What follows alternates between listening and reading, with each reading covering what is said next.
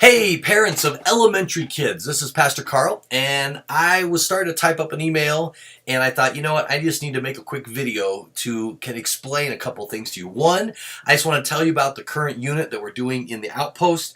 I'm really excited about it, and I also want to tell you about the stacking event that's coming up on November 12th, because you might be like, what in the world is this great stack-up thing that the kids are coming home talking about, and they've got their postcards, right? But first, we're learning all about the Bible this month, all right? We're learning why God's Word is special, why it's unique, why it's important, all right? We're helping kids learn to find verses. We're actually working on memorizing the books of the Bible. So encourage your kids to bring their Bible to church. Now, if your kids don't have a Bible and that's a financial need, do not be bashful, do not be shy. You just let me know and we will provide one for them.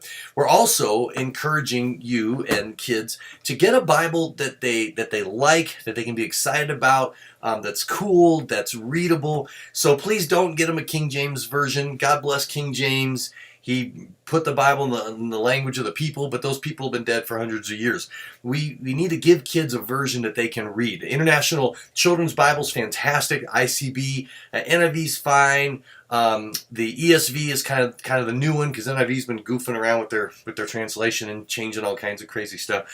The one I recommend, now there's two. Now this first one doesn't really count as a Bible, but if you can swing it, I really recommend it. It's called the Action Bible, and this is 100% comics. All right, it's really cool. That's narrative. It's not word for word like the John one that we used during the Be the Message. But kids will love reading this. And I got to tell you, when I went to Bible college, I had read a comic Bible, the older version. This is actually a Marvel artist from Marvel Comics who did this. It actually helped me in Bible college because unlike a lot of my peers, I understood the sequence and the flow of the Bible. You know, in church, you know, we jump all over the place, whatever the pastor, preacher, curriculum's doing, and kids lose this flow of God's story from the beginning to the end, and they get that from reading a comic book Bible. It's called the Action Bible, and you can Google that. You can get it on Amazon or whatever.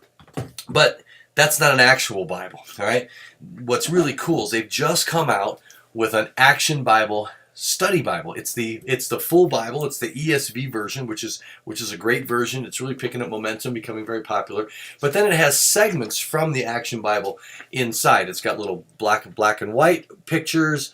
It's got sometimes just the backdrop is really light. See if I can find an example of that.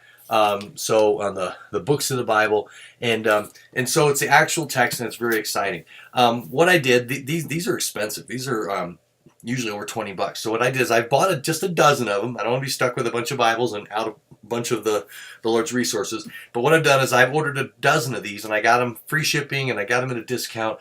So we've got these available for $20. Now, $20 sounds like a lot of money, but that's just what we paid for. We're not making any money off the Bible. Don't want Jesus coming around with his whip, you know. But I bought some because I wanted to make it easy for you. You don't have to hunt for it, search it online. I just ordered a dozen. If those sell, I'll buy a dozen more.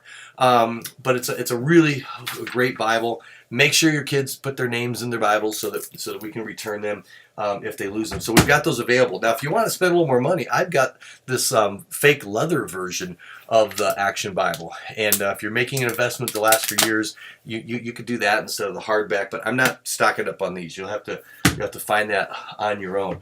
But we're also working with the kids to memorize the books of the Bible. So I've picked some really fun songs that make it easier to remember, and I've linked them in the email. I don't know. They always point on YouTube. I have no idea. We're probably over here or something. But anyway, the YouTube link's there. I also put a link to download the video. You want to put it right on your iPad or your iPhone so you don't have to have internet. I made an MP3 of it. So if you want to use an MP3 player or an iPod or burn a CD, whatever. I gave you 3 ways to have the Old Testament song and the New Testament song.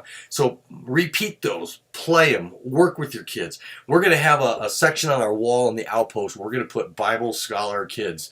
And kids who memorize the books of the Bible, we're going to take their picture with their Bible and we're going to post it up there as an incentive for the other kids. Hey, I want to get my picture on the wall, you know. And then we may even build on that down the road with other challenges that the kids are going to be learning about. So this is what we're doing this month. Talk about the Bible, read the Bible. And you know what? I already started filming. I should have had a table talker here. Oh, man.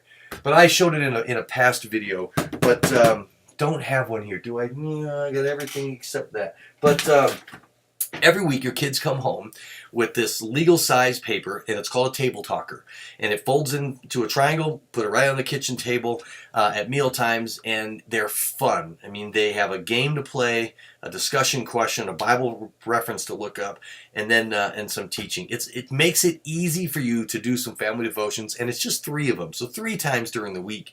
If you don't hit all 3, 1 or 2, fantastic. But your kids will enjoy it, and they will appreciate you investing in them. And of course, they go along with the lessons that we're doing on Sunday. So ask for the table talker, and we print it out full color, make it, put it on the kitchen table, and spend some time this month with your kids talking about the Word of God. All right, secondly, I just want to tell you, what is this cup stacking thing? In fact, I'm going to point my monitor down here so you can see the table a little better. Cup stacking is the fastest growing sport in America, and it's basically just this sequence of stacking, which I'm doing a terrible job showing you, where kids race to stack cups in a predetermined sequence, and they try to get faster and faster at it, so that eventually, you know, they can just compete with themselves. And that was a weird angle to do that. It's a lot of fun. A lot of schools use it with PE. Speed Stacks is actually a Christian company.